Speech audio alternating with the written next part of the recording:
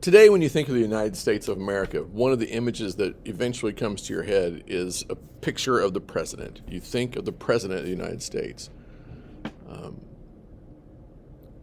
They are so very much intertwined, the president and the government of the United States, that it's oftentimes like the president is the United States. I want you to know it wasn't always that way, and it wasn't meant to be that way from the beginning.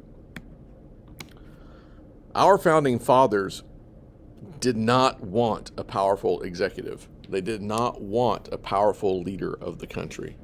They had just fought a war. They had just won their freedom from England to get away from the tyrannical oppression of King George III, and they did not want to replace King George III with another strong executive that had too much power that would take advantage of the people in the long run.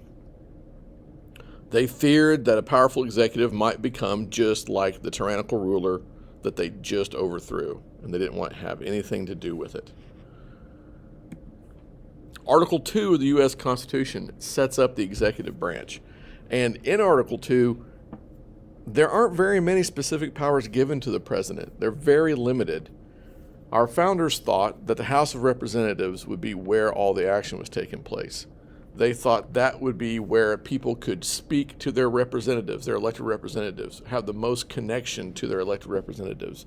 That the House of Representatives would be a smaller version of the country as a whole, and that most of the government and governmental activities would take place within the legislative branch. That's why the legislative branch was defined in Article 1 of the Constitution. It was the first thing. The founders thought it would be most important. In Article 2, the Constitution gives the executive branch minimal powers. They give them minimal powers in executive functions, legislative functions, and judicial functions. The executive powers that are specifically given to the president in Article 2 of the U.S. Constitution are the fact that the Constitution makes the president the commander-in-chief, which puts him in control of all of our military powers. The president is tasked with negotiating treaties.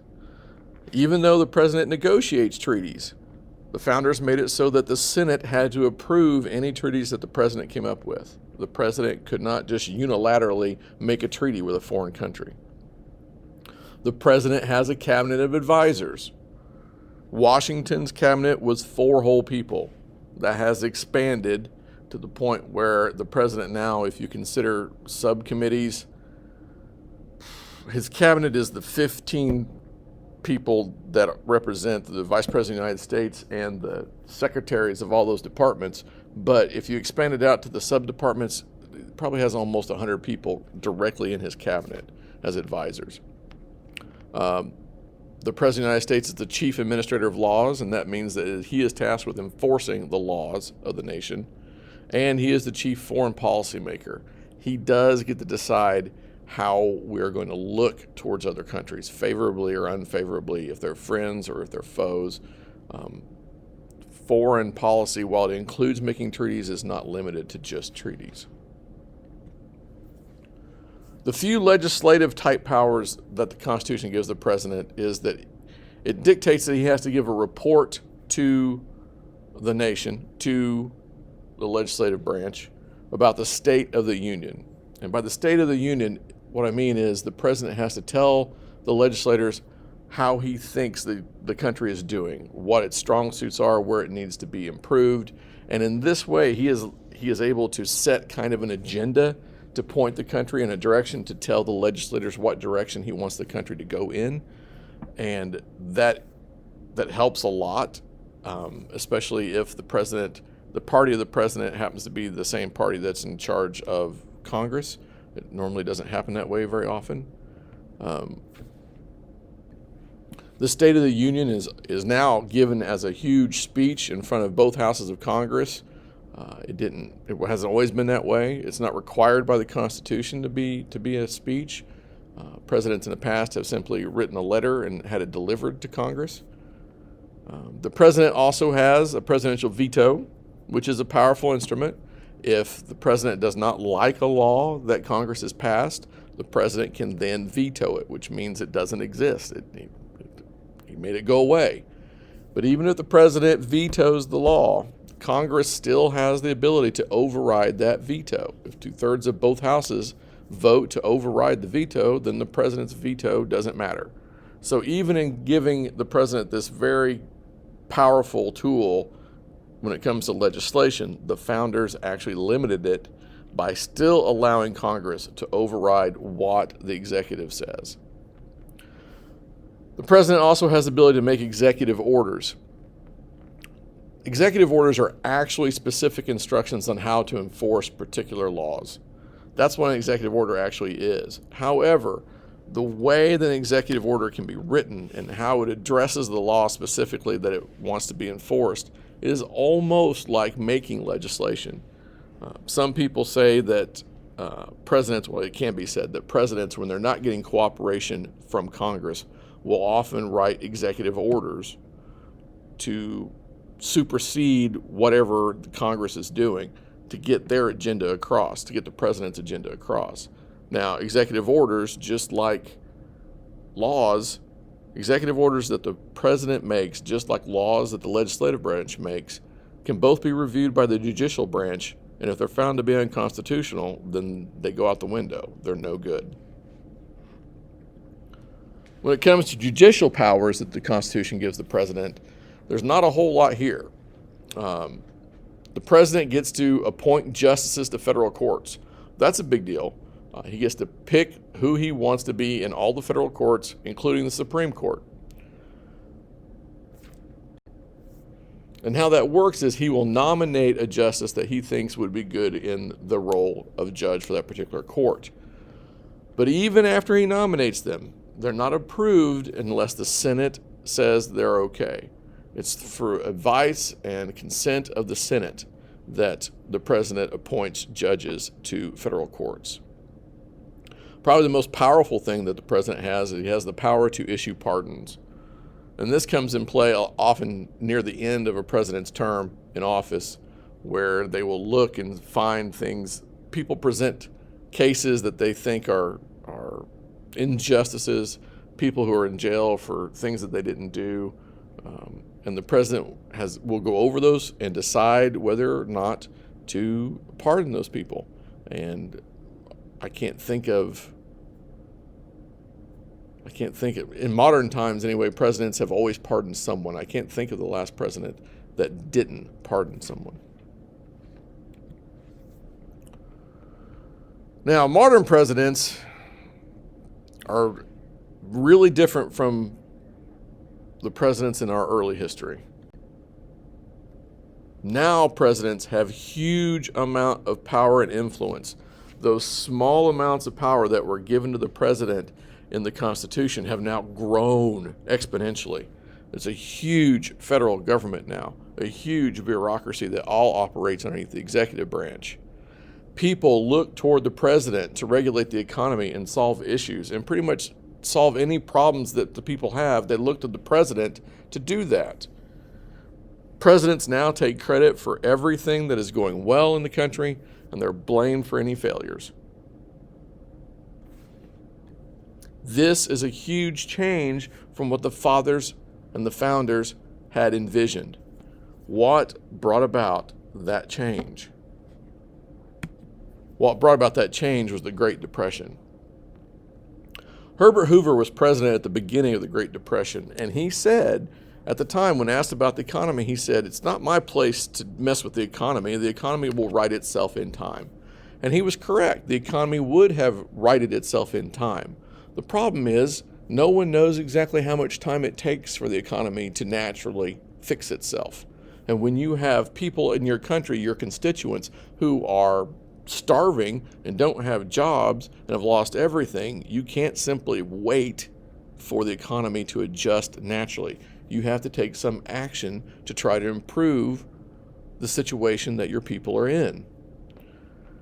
Franklin Delano Roosevelt ran and won election partly because he said he was going to fix the country. He was elected on those promises to get out of the Great Depression. He came up with a series of social programs that were called the New Deal. There are actually multiple New Deals, but as a whole they were called the New Deal. They were domestic programs designed to bring economic relief to the country and its citizens. And to the most part, they worked. Not every plan he came up with was a good plan. Some of them fell flat. Some of them didn't work out the way he wanted. But as a rule, out of the nearly 100 programs that he came up with, many of them put the people to work. They were government works projects. Most of the roads in Kentucky, for instance, most of the interstates were built, and the big roads were built due to a program from the New Deal. My grandfather helped build the roads in Kentucky. Each one of those almost 100 programs increased the size of the government. It increased the bureaucracy. The federal government grew and grew and grew and grew. And with that, the presidency changed. The president was now, thanks to Franklin Delano Roosevelt, was now directly involved in much, much more than they had been previously. They had their hands into everything. The bureaucracy exploded. It was huge. It was so big that the president himself couldn't run it all by himself. So there was actually in essence, a smaller bureaucracy put together to run the bigger bureaucracy. It's a series of offices that work as chief advisors for the president. One of those is the executive office of the president. And what it does is it serves all of the president's interests. It tries to find expert advice on anything that the president cares about. Any agenda the president wants to address, any way he wants to guide the country, any changes he wants to make, the executive office of the president provides expert advice on any of those topics. Another office created was the Office of Management and Budget. Now, Congress, the House of Representatives specifically, has the power of the purse strings. They set the budget. They decide how to spend the money. Well, they decide how much money is to be spent. I won't say that they always decide how to spend it, but they decide how much money is to be spent.